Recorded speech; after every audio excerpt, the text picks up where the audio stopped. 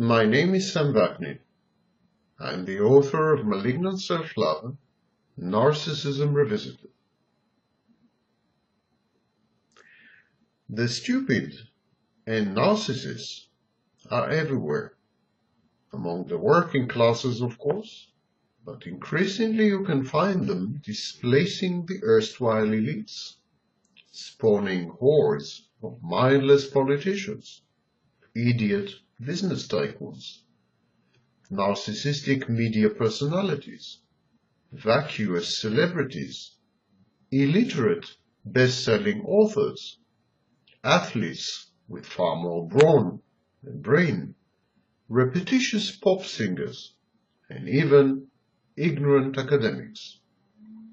Their cacophony drowns the few voices of wisdom, expertise, and experience, and their sheer number overwhelms all systems of governance and all mechanisms of decision-making.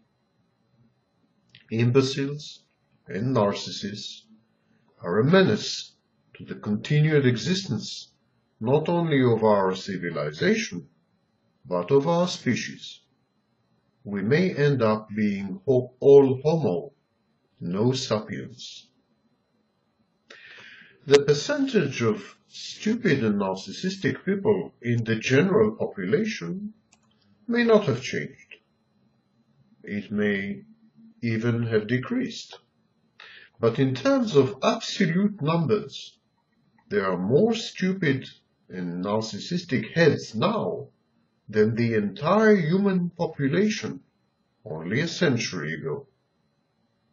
Modern medicine makes sure that the retarded, the narcissistic, and the plain dim-witted live on to a ripe old age. That we are faced with the daunting prospect of idiocracy is the fault of the malignant transformation of the democratic ideal in the recent onslaught of media, both old and new. Start with democracy. In the not too distant past, stupid people had the right to vote once in a while and thus express their completely inconsequential opinion where it mattered least, in the ballot box.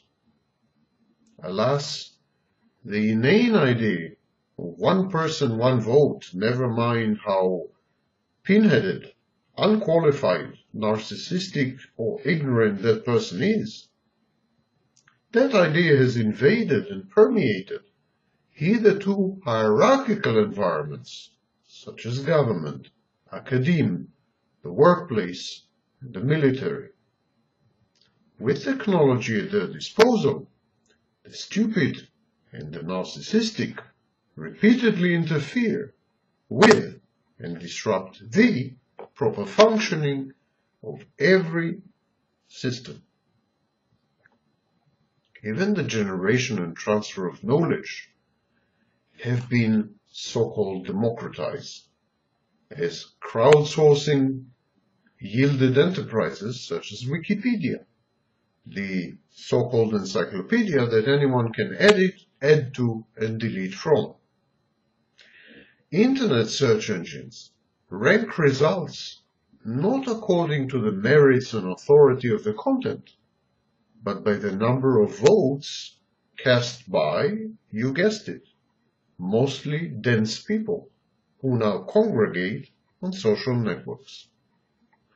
This widespread and much lauded vandalism reflects the utter collapse and disintegration of the education system, which turns out illiterate, nascent, and irrational graduates, having annihilated its standards in order to embrace them as students in the first place. The stupid and the narcissistic, dimly aware of their innate inferiority, are instinctively anti-elitist, anti-intellectual, and anti-excellence. But while in the past these remained mere sentiments, today they have become an ethos, code of conduct, a set of values and ideals to live by. It is politically incorrect and impolite to claim any type of expertise, advantage, or superiority. Egalitarianism is running amok. Everyone is equal. Doctors and their patients, professors and their students, experts and laymen alike. Continue with technology. In an act of self-preservation, past civilizations had confined the stupid and the narcissistic to certain settlements, replete with their drinking establishments, entertainments, and sports arenas. There, in these isolated enclaves, the intellectually challenged could safely torment each other with their vulgarities and rampant, uninformed idiocy. But the advent of radio, television, and most egregiously the internet has changed all that. Now stupid people have unmitigated access to the kind of technology that allows them to pollute the airwaves and contaminate the broadband with their inferior analytic capacity, low-brow output, trivial observations, monosyllabic exclamations, and hair-brained queries. Thus, the new media have transformed stupidity and narcissism from mental endemics to viral epidemics. The wise and knowledgeable indeed may still broadcast, and it is true that the stupid merely narrowcast, but the stupid have the upper hand. What with Google, Facebook, Twitter, Blogger, and YouTube decimating the traditional print and electronic media. This technological empowerment is the crux of the problem. There are no barriers to entry, no institutional filters, and no erudite and experienced intermediaries to hold back the avalanche of doltish balderdash, the tsunami of nonsense, the flood of misinformation, factoids, and conspiracies that now corrupt our intellectual space.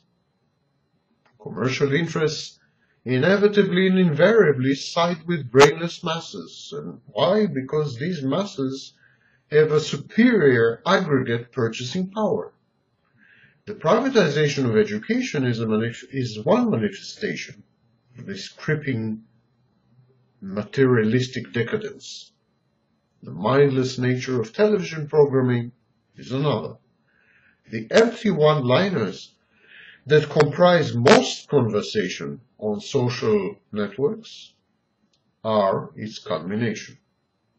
We are surrounded with clods, harassed by the lame-brained, criticized, censored, and ordered by narcissistic simpletons. Welcome to the new dark ages.